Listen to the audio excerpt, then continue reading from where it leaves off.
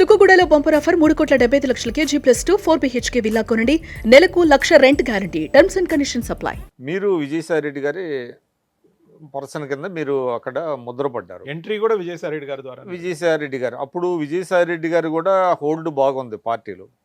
మరి మీ కాజు కోసం ఆయన ఎప్పుడు జగన్మోహన్ రెడ్డి గారితో చెప్పలేదా ఇట్లా జరుగుతుంది? తను ఎప్పుడు కూడా వీలైనంత వరకు తనకి ఇచ్చిన జిల్లాల వరకే చూసుకున్నారు.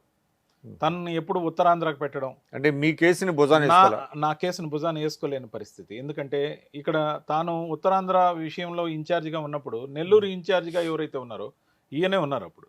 సో ఈయన ఇన్ఛార్జిగా ఉన్న ఏరియాలో వేలు పెడితే అక్కడ ఆయన వేలు పెడతాడనే ఉద్దేశంలో ఆయన స్టిక్ అయ్యి you can fight your self, you go head అని చెప్పి జాగ్రత్తగా డీల్ చేసుకోమని చెప్పడం జరిగింది. సో ఆ విధంగా నేను ముఖ్యమంత్రి గారి దగ్గరికి లేకపోతే జగన్మోహన్ రెడ్డి గారి దృష్టికి తీసుకెళ్లి న్యాయం కోసం ప్రయత్నించాను. సో ఏదైతే మీడియా కోఆర్డినేటర్ పదవి ఇవ్వకపోయినందువల్ల నాకు పెద్దగా నష్టం లేకపోయినప్పటికీ పార్టీకి మేలు చేయాలన్న నా తలంపు ఆలోచన ఏదైతుందో మీడియా ఫ్రెండ్లీగా పార్టీని మార్చాలి. మీడియా ఎంటైర్ మీడియాకి మనం ఎందుకు వ్యతిరేకం కావాలనే నా భావజాలం. ఛానల్స్ పేర్లు, మేనేజ్మెంట్ ఆఫ్ న్యూస్ పేపర్ల పేర్లు తీసి ఆయన మాట్లాడాల్సిన అవసరం ఏముంది అనేది నా ఆలోచన. మాలాంటి వాళ్ళం లేకపోతే నెక్స్ట్ క్యాడర్ వాళ్ళం మాట్లాడొచ్చు. నాయకుడి చేత విమర్శింపజేయాల్సిన స్క్రిప్ట్ రాయడం నాకు నచ్చలే. అక్కడ విభేదించాను గట్టిగా. డైరెక్ట్ గా మీడియాతో ఫైట్ చేయడం వద్దు అన్నాను నేను. వద్దు అన్నాను. ఎందుకంటే సార్ ఈరోజు మనము కొన్ని ఛానల్స్ని, కొన్ని న్యూస్ పేపర్స్ని బాయ్కాట్ చేసాం. వాళ్ళు మనకి వ్యతిరేకంగా ఉన్నారు కాబట్టి బాయ్కాట్ చేసాం. నా ఆలోచన నేను అక్కడ ఇంటర్నల్గా చెప్పడం జరిగింది. చూడండి, ఏదైతే మనం బాయ్కాట్ చేసామో వాళ్ళకి మనకు శత్రువర్గంగా భావించామో, వాళ్ళకి మనం అనుకూలం కాదు, మనం వాళ్ళకి అనుకూలం కాదు అని చెప్పి శత్రువులాగా చూసి ప్రతి దగ్గర ముఖ్యమంత్రి గారి చేతే వాళ్ళ గురించి మాట్లాడించి వాళ్ళని పెద్దవాళ్ళని చేయడంతో పాటు అనవసరంగా రిఫ్ట్ ఎక్కువైపోతుంది, దీన్ని ఆపాలి అనేది నా ఆలోచన. దానికి వాళ్ళ మేనేజ్మెంట్లతో మాట్లాడడానికి నేను సానుకూలం. సర్దుబాటు. That is the case. నాకు తెలిసి విజయసాయి రెడ్డి గారే ఫస్ట్ టైము ఈ మీడియాల మీద అటాక్ చేయడం అనేటువంటిది మొదలుపెట్టారు. ఇది ఈవెన్ బిఫోర్ జగన్మోహన్ రెడ్డి గారు. మరి మీరు విజయసాయి రెడ్డి గారికి ఎప్పుడు చెప్పలేదు అట్లాగా? చెప్పాను సార్. ఇది ముఖ్యమంత్రి గారు విజయసాయి రెడ్డి గారికి స్క్రిప్ట్లు రాసిందంతా ఒకరే. వాళ్ళ ఆలోచన.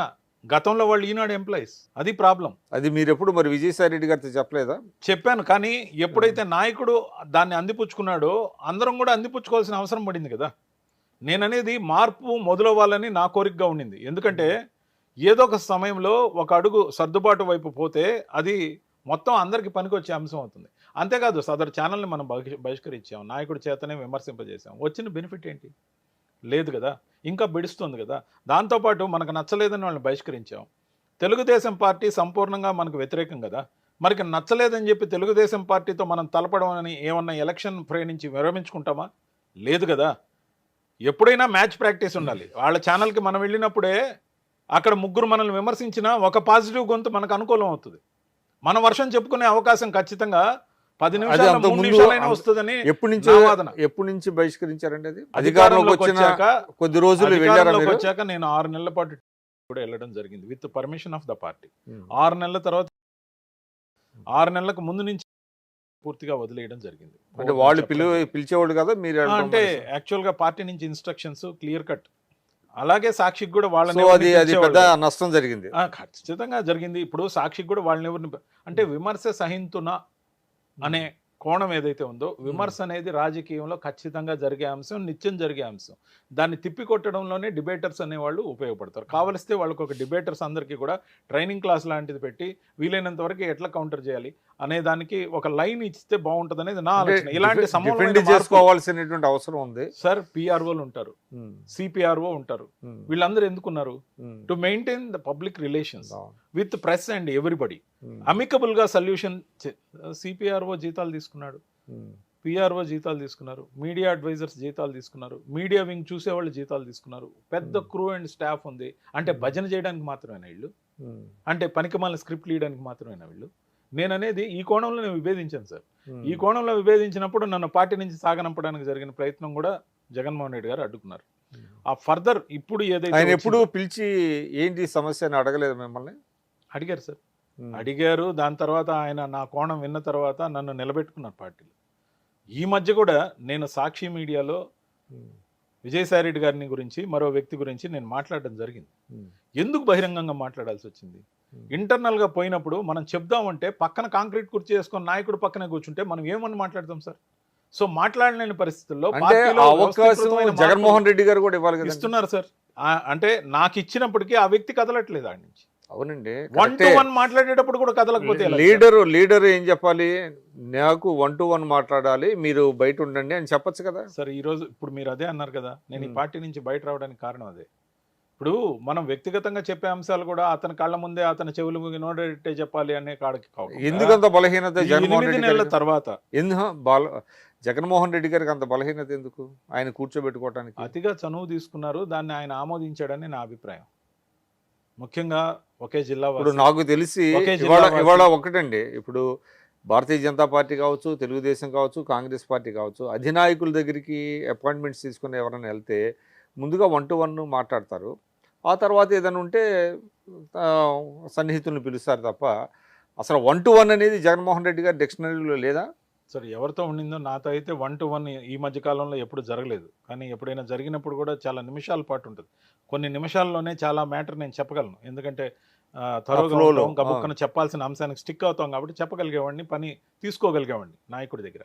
కానీ ఎప్పుడైతే ఈ మధ్య కూడా కోఆర్డినేటర్లుగా ఎవరినైతే వేశారో, ఏదైతే సాక్షి టీవీలో నేను మాట్లాడిన మాటలకి నా మీద పార్టీ నుంచి మళ్ళీ సాగనంపాలనే ప్రయత్నం గట్టిగా జరిగినప్పుడు జగన్మోహన్ రెడ్డి గారు స్వయంగా పులివెందులకి పిలిపించారు. పిలిపించి నన్ను సర్దుబాటు చేయడంతో పాటు నా చేత ఒక అపాలజీ చెప్పించి మళ్ళీ అందరిని కలిపారు. కలిపిన తర్వాత కలిసి ఎవరికి అపాలజీ చెప్పారు సార్? నేను చెప్పిన కాంక్రీట్ కుర్చీ పర్సన్కే చెప్పారు, డైరెక్ట్ గా చెప్పా. అంటే ఫోన్ చేసి చెప్పారా? ఫోన్ కాదు సార్, ఫిజికల్ గా చెప్పా. జగన్మోహన్ రెడ్డి గారి సామీప్యంలోనే పక్క రూమ్ లోనే చెప్పా.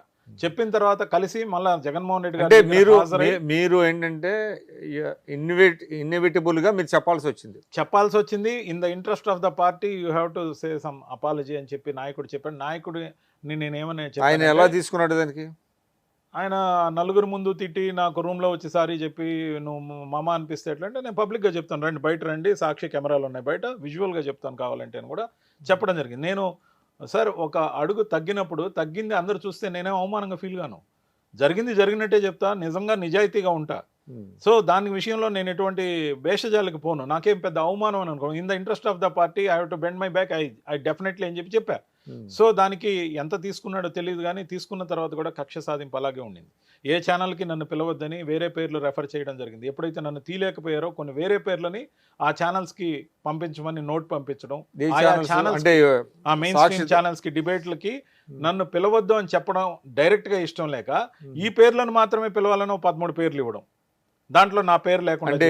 అంటే వైఎస్ఆర్సీపీ అనుకూల ఛానల్స్ అంటే ఏ ఛానల్స్కి అయితే మనం డిబేట్లకు వెళ్ళే అవకాశం ఉండిందో ఆ ఛానల్స్. సో ఈ పేర్లను మాత్రమే ఇక నుంచి పిలవాలి, వీళ్ళని మాత్రమే మా మనుషులుగా మీరు గుర్తించాలి. అంటే నన్ను పొమ్మనలేడు, తీసివేయలేడు, ఆ అక్కస్ పోలేదు.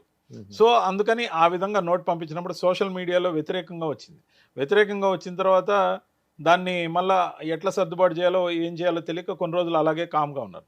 అది మళ్ళీ జగన్మోహన్ రెడ్డి గారి దృష్టికి నేను తీసుకెళ్ళినప్పుడు ఒక 10 రోజులు చూసి నేను సర్దుబాటు చేస్తాను, మళ్ళీ సర్దుబాటు చేసిన తర్వాత కూడా సదరు ఛానల్స్కి ఫోన్లు చేసి అతన్ని ఎంకరేజ్ చేయొద్దు, పిలవద్దని వ్యక్తిగతంగా తానే ఫోన్ చేసి చెప్పడం ఏదైతే రీసెంట్గా అదే సార్, ఏదైతే అంటే ఎలక్షన్లో ఆగస్టు 29న నేను సాక్షి మీడియాలో వ్యతిరేకంగా మాట్లాడా.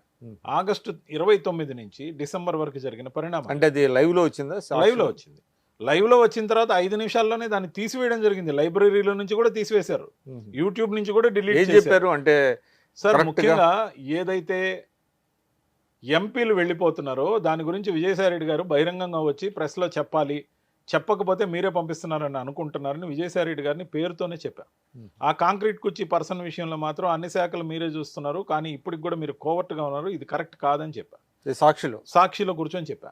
అది చాలా డ్యామేజింగ్ ఉందని ఇమీడియట్గా తీసివేసిన తర్వాత తెలుగుదేశం పార్టీ రికార్డ్ చేసి ఆటో రికార్డింగ్లో ఉంటుందట, అక్కడి నుంచి రికార్డ్ చేసిన ఆ క్లిప్ని సోషల్ మీడియాలో వదిలితే అది వైరల్ అయ్యి కొన్ని లక్షల మంది చూశారు. సో ఆ విధంగా నేను మాట్లాడిన మాటలు ఏందనేది వెలుగులోకి వచ్చాయి. లేకపోతే అసలు అది వెలుగులోకి కూడా వచ్చి ఉండేది కాదు, కక్ష సాధింపు మాత్రమే ఉండేది. అసలు నేను ఏం మాట్లాడానో ఎవరికి తెలిసేది కూడా కాదు. సో వితిన్ 5 minutes దాన్ని డిలీట్ చేయడం జరిగింది. సుమన్ టీవీలో మీ పర్సనల్ అండ్ బిజినెస్ ప్రమోషన్స్ కోసం కింది నెంబర్కి కాంటాక్ట్ చేయండి.